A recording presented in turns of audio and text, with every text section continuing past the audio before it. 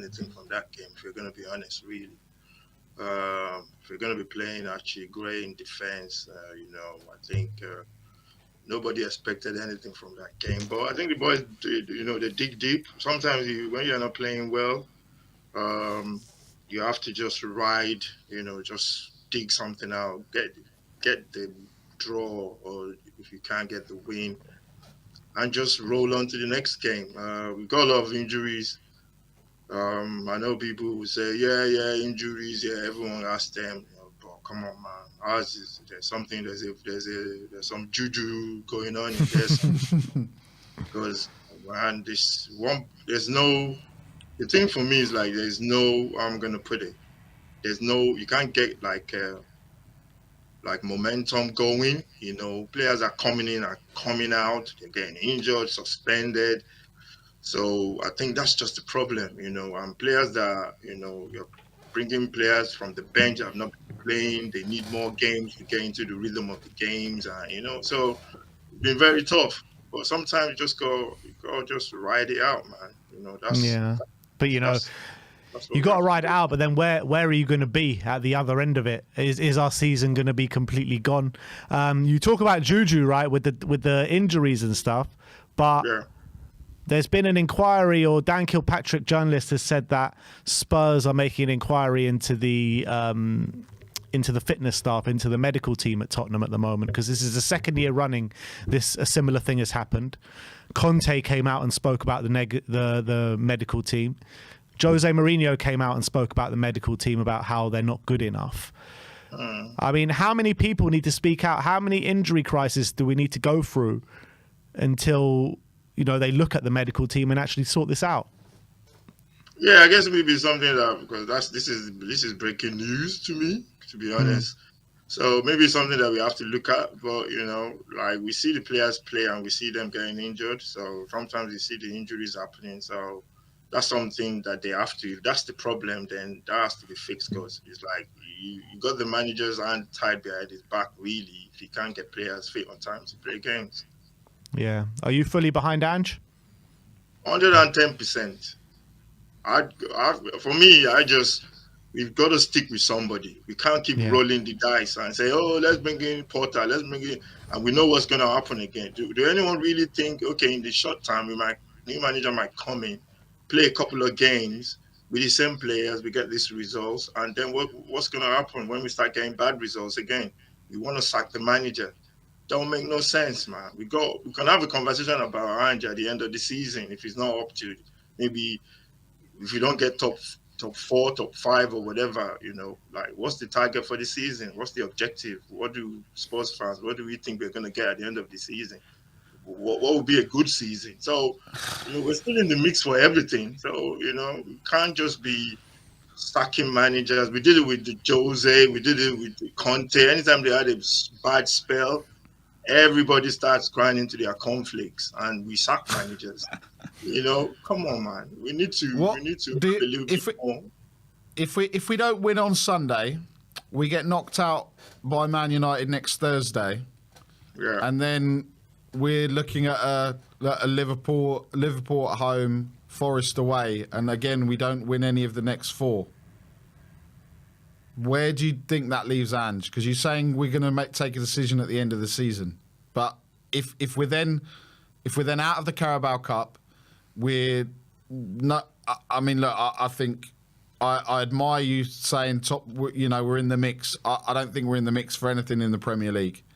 But where did you think that leaves Ange? Because it is a results business, and if the heat is, there's a protest plan for the 22nd at the Liverpool game. And we all know what happens when the heat comes on Mr. Levy. We all know he tries an act. So where do you think that leaves us if we don't get a win, if we don't win in the next 3? For me, I can't answer that kind of question, because for me, that's not the reality now. Reality is where we are now. So we're all talking in. We're trying to look into the future. If we don't win, what if we win the next 3? Nobody knows. What if we win 2 and draw 1? Nobody knows. What if we win the next 3 and lose the next 2 or the next 3? yeah, but if we're not in the Carabao Cup and we're even further away in the league, right? So, but what's the target in the league? What's the target? What would be a good season in the league? Coming into the season, What the we target looking would have been top 4. Yeah, exactly. That would have been but how many points are we off now? 7 points, Yeah, something like that. roughly, roughly about 7 points. Yeah. Yeah, but what if we finish fifth in the league? Is that a bad season? I mean, it's not an improvement on last year. It depends what happens in the cups. I think if we deliver a trophy and finish 5th, I think that's a very good season. Yeah, for me, I never ever do that. Like say, we are not Man City, Yeah. Let's get real. We got to be realistic, man. With what we're trying to do, with the way with the way the club is run by this board, yeah, it's gonna take one hell of a lucky season, lucky manager like we did with Poch, because we're never gonna do stuff the way the fans are expecting it to be done. It's gonna be so slow. And I think Angie's problem is the last 10 games last season. When we flew off and we were top of the table, everybody thought, we're going to win the league in December, and everybody was twerking and dancing and doing the can, Anto season.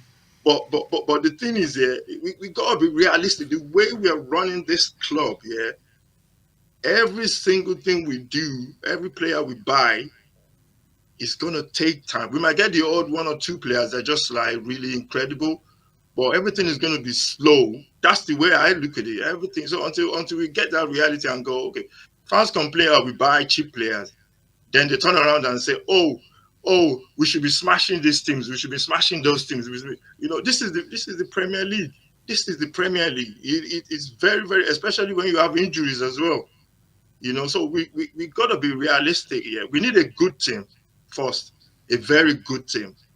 Cups, league. Once you have the basis of a good team, then you can do anything. But this team, I don't have the feeling when this team go out and play. I don't have the feeling. Remember the Poch team? Yeah. When Poch was in charge, when they go out, we're gonna give anybody a game. But you get the feeling that we never lose a game. Yeah. But I don't have that feeling with this team. Yeah. And because young players, they're gonna make mistakes.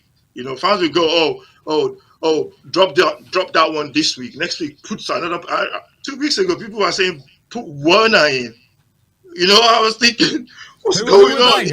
I don't remember hearing anyone saying that. I don't remember anyone saying that. Somebody was saying in the comment, he goes, let's rest their son. Let's let Werner play this week. I don't have anything against the guy, man. For me, it is what it is. He's doing what he's able to do. Basically, I don't have anything against him. That would be at the end of the season. But we gotta be realistic. At the end of the season, let's see where we are. That's the way I look at it. At the end of the season, let's see where we are. So for me, I think the manager is in a very difficult situation because of the injuries we have. He can't rest players. Against Chelsea, people are saying, it's too open. When we were 2 goals up, is anybody watching that game? We basically sat back and we were looking to play Chelsea on the counter. 2 decisions killed us in that game by players that were making, silly decisions, man. And they cost us that game big time. And what we wanted to do, we sat back. Against Roma, when we were under pressure, we sat back. People were saying, why are we sitting back? That's what you want from the manager. You want him to be adaptive. And that's what he was trying to do. And the way we play, because he can't rotate the team, basically, he has to find a way for us to conserve energy by playing on the counter sometimes. Because he can't bring in players to play that high press tempo every single time. And that's why players, they get tired sometimes, because at the end of the day, you can't make those changes to freshen up the midfield. And we just got to understand that. And for me, like I said, let's wait till the end of the season before we make a decision one way or the other. For me, I think the manager is doing the best he can. Bring in Pep, bring in, I don't know, England manager Dave Bassett or whatever his name is. Dave Bassett. We ain't going anywhere. Trust me. It's not going to make any difference. It's just going to be rinse and repeat. Basically, that's where I look at it. Yeah, I kind of agree with that. But I want to talk to you about a comment that you just made about not having a problem with Timo Werner, because it looks like Ange does have a problem with Timo Werner. He says today that, he wasn't playing anywhere near the levels, and then he also said it's just not acceptable what he produced on the pitch day. Do you think that it's acceptable for Ange to come out and criticise his players like that in public? I think Ange's done a good job. He could have done that ages ago, like 2 years ago. So I think he joined the club, he should have done it. Yeah, exactly. So I just think there comes a time that a manager just has to, even in our own personal lives or work or whatever, there comes a time where your friend will tell you the truth. They will tell you to your face.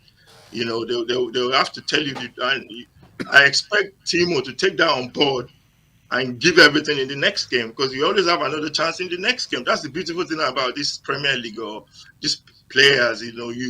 Every Saturday you are there, you can come up and play the best game of your life again, and people basically say, "Oh yeah," they give you another chance. So I can't blame Ange for that. Yeah, he's been biting his tongue all this time, so he has to come out and say something. And I expect every professional player to really, to respond to that. And that's the beautiful thing about having when you work with people, or you say things and then you move on. I think fans react too much into it and go, "Oh yeah, you threw the players under the bus." I don't expect any player to come out and say, "Oh, the manager said I was not good enough in the match, and then I'm going to go and solve." That's not the way. But do you think Ange signed him twice? No. So surely Ange, did he not know this from the first time? Well, that's the thing. I mean, I don't know if Ange asked for Timo twice, but we don't know though. We don't know. He comes out and says that he sanctions the deals, right? He has last say. That's what he said in a press conference. So if he has last say, he sanctioned Timo Werner twice. Yeah, but if he says he sanctioned him, then at the end of the day, we've seen managers get signings wrong. So maybe he's just realizing it now that But it's twice. It's twice now. But maybe the first time he was like, okay, let me give him another chance or something. We've seen managers sign a player, 3 times in a row, and they do well for them. Go and ask Redknapp. He's been signing players from when he was boys back together. Cranshaw, Defoe, and Crouch. Yeah, get them back together. He's been signing players from 1850 BC before Christ. So it wasn't just Timo, right? It wasn't just Timo. Ange could have said that about all of the senior players tonight. Yeah, exactly. But I think Ange has got to a stage now with Timo now, whereby I personally think they're gonna. I'm not sure if he's a permanent signing. I think he's on loan as well. I'm not sure. Yeah. I will fall off my chair if we sign Timo in the summer permanently. No chance. We need the JUJU to work the other way this time, not the way it's been working. Yeah. Don't worry. I'm going to speak to my chief priest. We are praying on it. Exactly. Do the anti-JUJU for us and put the JUJU on Arsenal. But exactly. 6ixYardBox, thank you so much for coming on. Great call once again. Thank you, boys. Cheers. Cheers, buddy.